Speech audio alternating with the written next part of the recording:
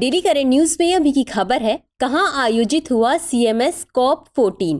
हाल ही में प्रवासी प्रजातियों के संरक्षण पर कन्वेंशन यानी CMS की 14वीं बैठक उज्बेकिस्तान के समरकंद में संपन्न हुई। इस बैठक में विभिन्न प्रवासी प्रजातियों के संरक्षण के संबंध में महत्वपूर्ण समझौते हुए।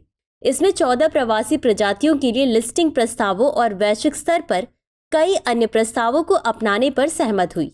इन 14 प्रजातियों में शामिल हैं Eurasian lynx, Peruvian pelican, Pallas की बिल्ली, guanaco, laulao catfish, Balkan lynx, Lahille's bottlenose dolphin, harbour porpoise, Magellanic plover, दाढ़ी वाले गिद्ध, black chin guitar fish, bull ray, Lusitanian काउनोज रे और गिल्डेड कैटफिश।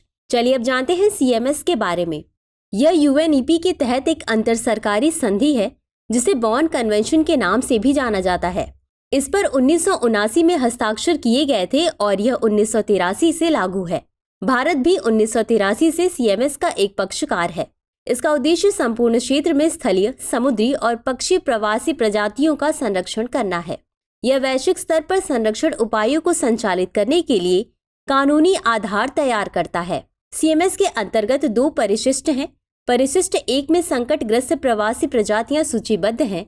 परिशिष्ट 2 में अंतर्राष्ट्रीय सहयोग की आवश्यकता वाली प्रवासी प्रजातियां सूचीबद्ध हैं। तो चलिए देखते हैं आज के अभ्यास प्रश्न को। निम्नलिखित कथनों पर विचार कीजिए। 1. हाल ही में प्रवासी प्रजातियों के संरक्षण पर कन्वेंशन यानी CMS की 14वीं बैठक जर्मनी में संपन्न हुई। 2. CMS को बॉन कन्वेंशन के नाम से भी जाना जाता है।